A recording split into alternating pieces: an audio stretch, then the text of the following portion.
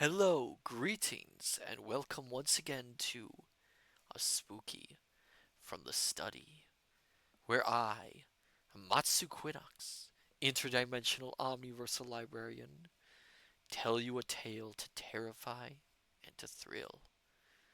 Tonight, we spin a yarn from Saki, a story of a wild young boy with a terrible secret. This is Gabriel-Ernest. "There's a wild beast in your woods," said the artist Cunningham, as he was being driven to the station. It was the only remark he had made during the drive, but as Van Clee had talked incessantly, his companion's silence had not been noticeable. "A stray fox or two, and some resident weasels, nothing more formidable," said Van Clee. The artist said nothing. "What did you mean about a wild beast?" said Van Clee later, when they were on the platform. "Nothing. My imagination." "Oh, here's the train," said Cunningham. That afternoon Van Clee went for one of his frequent rambles through his woodland property. He had a stuffed bittern in his study and knew the names of quite a number of wild flowers, so his aunt had possibly some justification in describing him as a great naturalist. At any rate, he was a great walker. It was his custom to take mental notes of everything he saw during his walks, not so much for the purpose of assisting contemporary science as to provide topics for conversation afterwards. When the bluebells began to show themselves in flower, he made a point of informing everyone of the fact. The season of the year might have warned his hearers of the likelihood of such an occurrence, but at least they felt that he was being absolutely frank with them. What Van Clee saw on this particular afternoon was, however, something far removed from his ordinary range of experience. On a shelf of smooth stone, overhanging a deep pool in the hollow of an oak coppice, a boy of about 16 lay asprawl, drying his wet brown limbs luxuriously in the sun. His wet hair, parted by a recent dive, lay close to his head, and his light brown eyes, so light that there was an almost tigerish gleam in them, were turned towards Van Clee with a certain lazy watchfulness. It was an unexpected apparition, and Van Clee found himself engaged in the novel process of thinking before he spoke. Where on earth could this wild-looking boy hail from? The miller's wife had lost a child some 2 months ago, supposed to have been swept away by the mill race, but that had been a mere baby, not a half-grown lad. "What are you doing there?" he demanded. "Obviously, sunning myself," replied the boy. "Where do you live?" "Here, in these woods." "You can't live in the woods," said Van Clee. "They are very nice woods," said the boy, with a touch of patronage in his voice. "But where do you sleep at night?" "I don't sleep at night. That's my busiest time." Van Clee began to have an irritated feeling that he was grappling with a problem that was eluding him. "What do you feed on?" he asked. "Flesh," said the boy, and he pronounced the word with slow relish, as though he were tasting it. "Flesh? What flesh?" "Since it interests you. Rabbits, wildfowl, hares, poultry, lambs in their season. Children when I can get any. They're usually too well locked in at night, when I do most of my hunting. It's quite 2 months since I tasted child flesh." Ignoring the chaffing nature of the last remark, Van Clee tried to draw the boy on the subject of possible poaching operations. You're talking rather through your hat when you speak of feeding on hares. Considering the nature of the boy's toilet, the simile was hardly an apt one. Our hillside hares aren't easily caught. At night, I hunt on 4 feet, was the somewhat cryptic response. I suppose you mean that you hunt with a dog, hazarded Van Clee. The boy rolled slowly over on his back and laughed, a weird, low laugh that was pleasantly like a chuckle and disagreeably like a snarl. I don't fancy any dog would be very anxious for my company, especially at night. Van Clee began to feel that there was something positively uncanny about the strange-eyed, strange-tongued youngster. I can't have you staying in these woods, he declared authoritatively. I fancy you'd rather have me here than in your house, said the boy. The prospect of this wild, nude animal in Van Clee's primarily ordered house was certainly an alarming one. If you don't go, I shall have to make you, said Van Clee. The boy turned like a flash, plunged into the pool, and in a moment had flung his wet and glistening body halfway up the bank where Van Clee was standing. In an otter, the movement would not have been remarkable. In a boy, Van Clee found it sufficiently startling. His foot slipped as he made an involuntarily backward movement, and he found himself almost prostrate on the slippery, weed-grown bank, with those tigerish yellow eyes not very far from his own. Almost instinctively, he half raised his hand to his throat. The boy laughed again, a laugh in which the snarl had nearly driven out the chuckle, and then, with another of his astonishing lightning movements, plunged out of view into a yielding tangle of weed and fern. What an extraordinarily wild animal, said Van Clee as he picked himself up. And then he recalled Cunningham's remark. There's a wild beast in your woods. Walking slowly homeward, Van Clee began to turn over in his mind various local occurrences which might be traceable to the existence of this astonishing young savage. Something had been thinning the game in the woods lately. Poultry had been missing from the farms. Hares were growing unaccountably scarcer, and complaints had reached him of lambs being carried off bodily from the hills. Was it possible that this wild boy was really hunting the countryside in company with some clever poacher dogs? He had spoken of hunting 4-footed by night, but then again he had hinted strangely at no dog caring to come near him, especially at night. It was certainly puzzling. And then, as Van Clee ran his mind over the various depredations that had been committed during the last month or two, he came suddenly to a dead stop, alike in his walk and his speculations. The child missing from the mill 2 months ago. The accepted theory was that it had tumbled into the mill race and been swept away.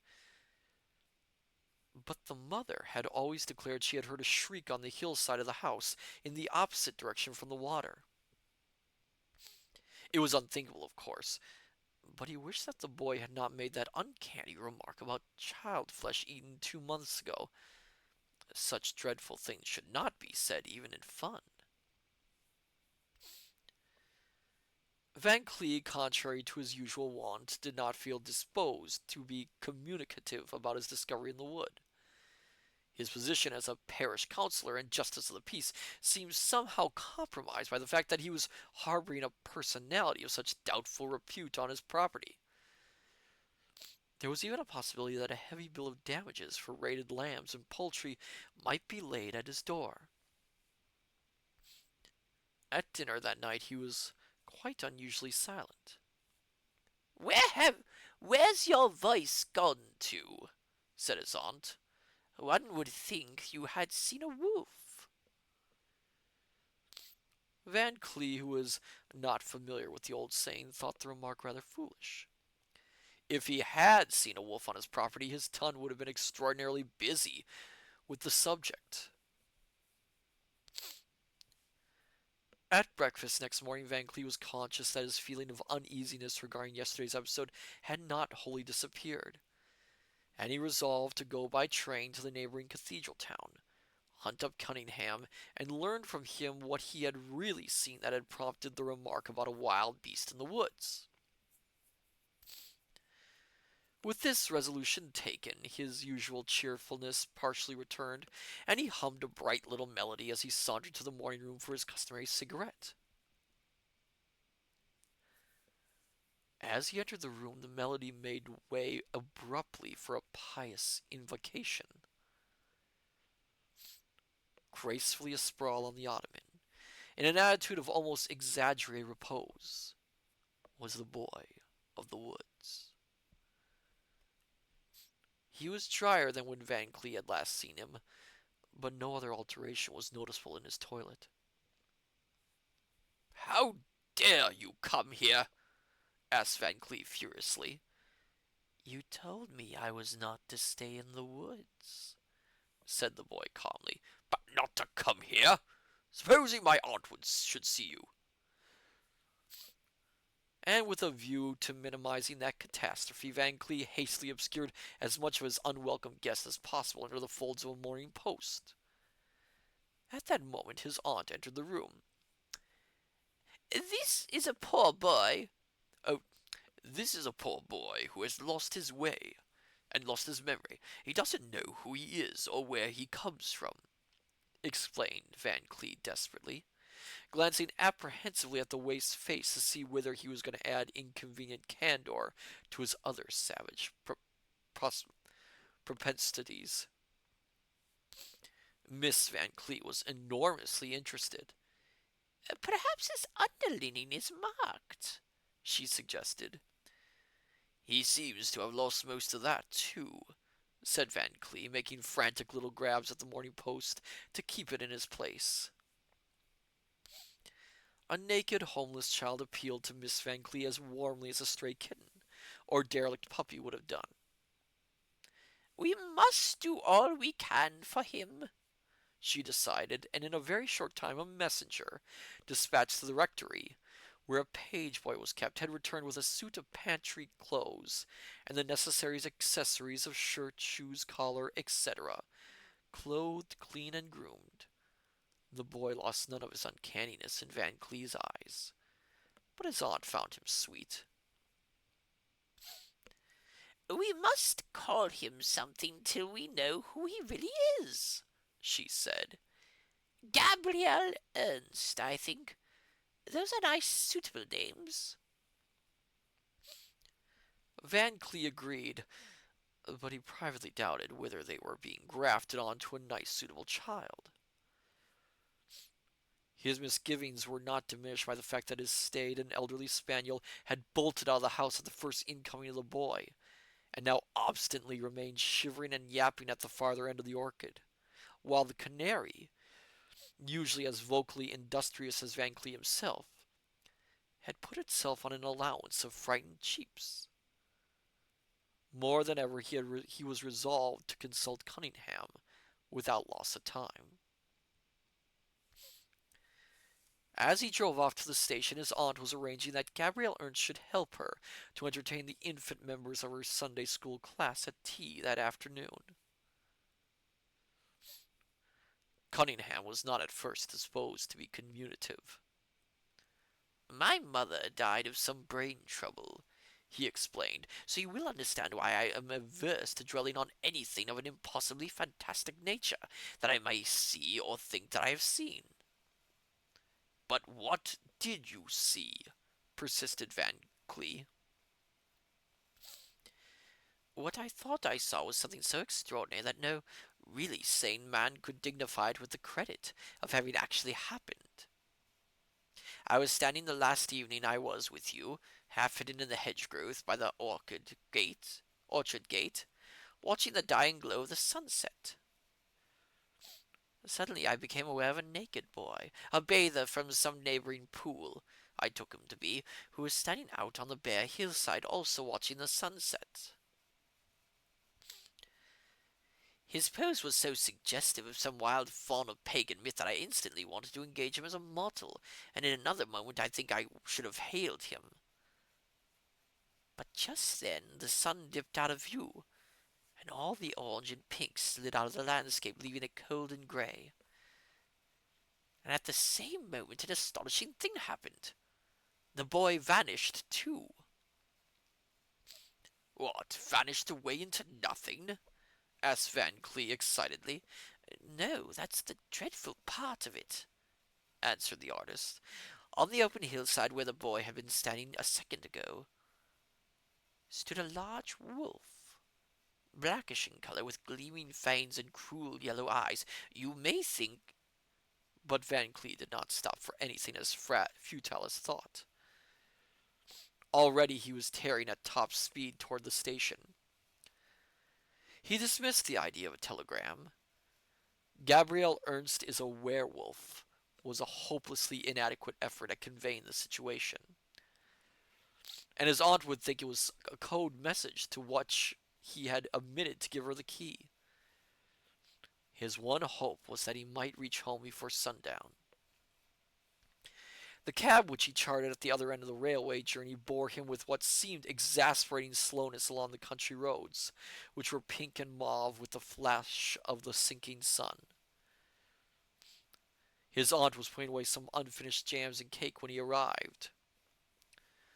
"Where is Gabriel-Ernest?" he almost screamed. "Oh, he is taking the little child home," said his aunt. "It was getting so late I thought it wasn't safe to let it go back alone. What a lovely sunset, isn't it?" But Van Clee, although not oblivious of the glow in the western sky, did not stay to discuss its beauties. At a speed for which he was scarcely geared, he raced along the narrow lane that led to the home of the Toops. On one side ran the swift current of the mill stream, on the other rose the stretch of bare hillside. A dwindling rim of red sun showed still on the skyline, and the next turning must bring him in view of the ill-assorted couple he was pursuing. Then the color went suddenly out of things, and a gray light settled itself with a quick shiver over the landscape. Van Clee heard a shrill wail of fear and stopped running.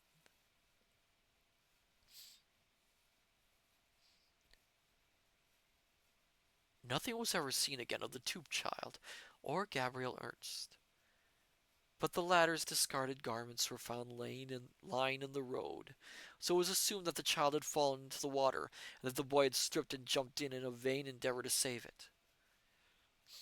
Van Clee and some workmen who were nearby at the time testified to have heard a child scream loudly just near the spot where the clothes were found. Mrs. Toop, who had 11 other children, was decently resigned to her bereavement, but Miss Van Clee sincerely mourned her lost foundling. It was on her initiative that a memorial brass was put up in the parish church to Gabriel-Ernest, an unknown boy who bravely sacrificed his life for another.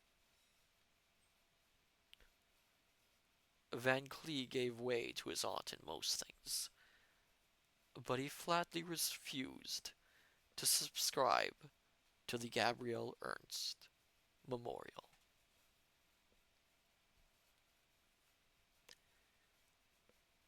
And that was Gabriel-Ernest by Saki. Till next time, my dear scholars, I shall see you once again in the study. Till then, farewell and bye-bye.